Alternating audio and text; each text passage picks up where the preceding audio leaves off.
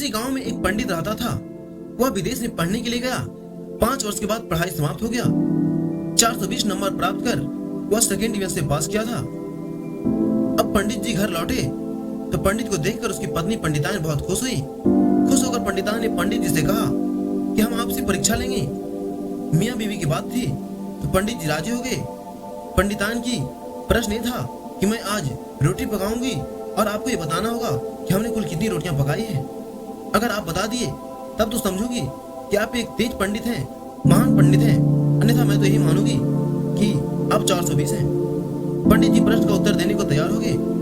पंडितान बंद घर में रोटी पकाने को चली गई। पंडित जी ने एक दाव लगाया। घर के एक कोने में से एक ईंट को खींच लिया। अब रोटी की गिनती आसानी से हो सकता था। शाम का समय था। पंडितान इन रोटी बनाने में लीन हो गई। पंडित आराम से बैठकर छेद से देख देख कर रोटी गिन रहे थे। पंडितान ने पूरे 47 रोटियां पकाई थी। अब पंडितान रोटी को एक बर्तन में बंद करके पंडित जी के पास जाने ही वाली थी कि तभी पंडित जी ने झट से जाकर अपने बिछावन पर झूठी नींद का खर्राटा लगाने लगे। पंडितान के जगाने पर चाहकर पंडित जी अपने आप को मलते हुए ऐसे उठे जैसे वो सचमुच में सो रहे थे। पंडितान पूछती है कि अब आप बताइए कि हमने कुल कितनी रोटियां पकाई हैं। पंडित जी कुछ सोचे और कुछ तंत्र मंत्र पढ़े, जबकि वो मंत्र झूठ के थे, और बोले, पंडितान जी आज आपने पूरी 47 रोटियां पकाई है। पंडितान समझ गई कि पंडित जी सचमुच में विदेश से खूब पढ़ कर आए हैं। तभी उसी गांव में एक जुमराती मियाँ का एक गधा खो गया। जुमराती मियाँ गधों को खोजते खोजते तंग हो गए थे। गांव से थोड़ा दूर एक सघन बगीचा था। गधा उसी बगीचे में चल रहा था। शाम में पंडित जी उसी बगीचे में घूमने के लिए गए थे। गधा मजे से चल रहा था। पंडित जी गधा चोरी का किस्सा तो सुन ही चुके थे।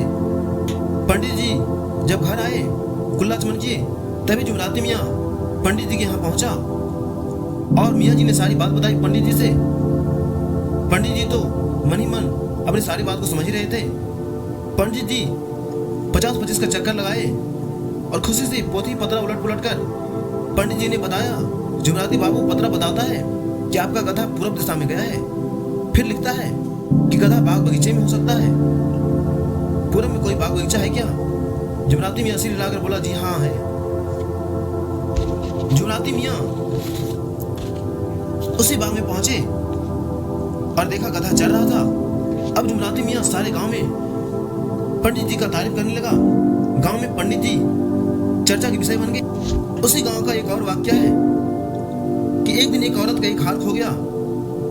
हार को एक औरत नहीं चुरा ली थी।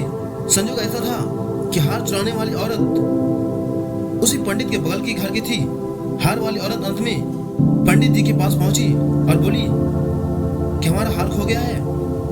पंडित जी को इस बार इस बात का कोई अता पता नहीं था। पंडित जी बोले, अभी आप जाइए, कल सुबह हम बता देंगे कि हार आपका किसने चुराया है। औरत चली गई। पंडित जी चिंता में पड़ गए कि अब क्या होगा। काफी रात बीत गई पर नींद नहीं आई। बगल वाली औरत भी नहीं सो पा रही थी।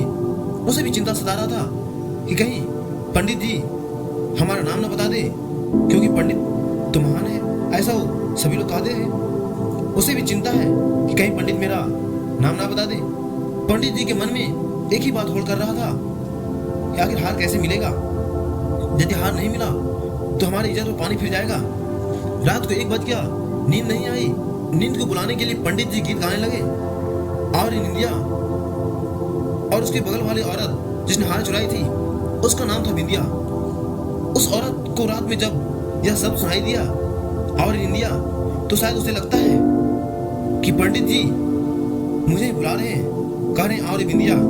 उसे लगता है कि शायद बिंदिया ही बोल रहे हैं और वो पंडित के भय से उठी और पंडित के घर जाकर पंडित के पैर पर गिर पड़ी। और पंडित जी डर गए। बोले, कौन हो तुम?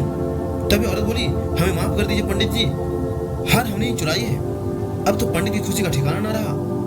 पंडित जी को वाह कमाना था। इस हार को हार वाली औरत के घर जाकर घर के पीछे भंडारे कोना में फेंक देना, ऐसा उन्होंने उस औरत से कहा। इससे तुम्हारी प्रतिष्ठा भी बच जाएगी, ऐसा बताया था उन्होंने। बिंदिया डर के मारे ऐसा ही किया। सुबह को हार वाली औरत आई। पंडित ने भविष्यवाणी बता दिया। बोला, हार मिल गया है। अब पंडित का नाम और भी रोशन हो गया। तभी उसी गांव के दो तीन व्यक्ति ऐसे भी थे जिन्हें पंडित पर तनिक भी भरोसा नहीं था। एक आदमी ने अपने हाथ में फटिंगा रखा और पंडित से कहा, बताइए मेरे हाथ में क्या है। यदि आपने बता दिया तो आप सही पंडित हैं, अन्यथा पंडित नंबर 420। पंडित जी का तो हालत खराब हो गया, बेचारे खोज के सागर में डूब गए। पंडित जी माता सरस्वती को याद करके जोर जोर से बोलने लगे कि प्रथम बार तो हमने ईंट खिसकाकर रोटी को गिन लिए थे, और दूसरी बार जब टहलने के लिए जा रहे थे बगीचे की ओर तब हमने गधा को देख लिया, और तीसरी बार जब हमने अपनी नींद को बुला रहे थे तो एक महिला के द्वारा हार ढूंढ लिया था। अब वो सोच रहा था कि अब की बार तो हम फंसेंगे। तभी पंडित अपने आप को फटिंगा बताते हुए कहता है कि अब की फंसा फतिंगा, जबकि सामने वाला व्यक्ति जो अपने हाथ में फतिंगा बंद करके रखा था उसे लगता है कि शायद सच में अपने मंत्र का प्रयोग कर बता रहे हैं कि अब की फंसा फतिंगा। पंडित की होशियारी से तो सब डर ही रहे थे। पंडित ने जैसे ही फतिंगा शब्द बोला कि वह व्यक्ति पैर पर गिर पड़ा। बोला, पंडित जी हमसे गलती हो गया है, हमें माफ कर दीजिए, आप सच बोलते हैं, मेरे हाथ में फतिंगा ही है। इसी तरह उस पंडित की छाती गांव गांव में जम गया। और यही था कहानी पंडित नंबर 420 की। तो दोस्तों, ये कहानी आपको कैसी लगी हमें कमेंट करके जरूर बताना, और सब्सक्राइब का बटन जरूर से दबाना।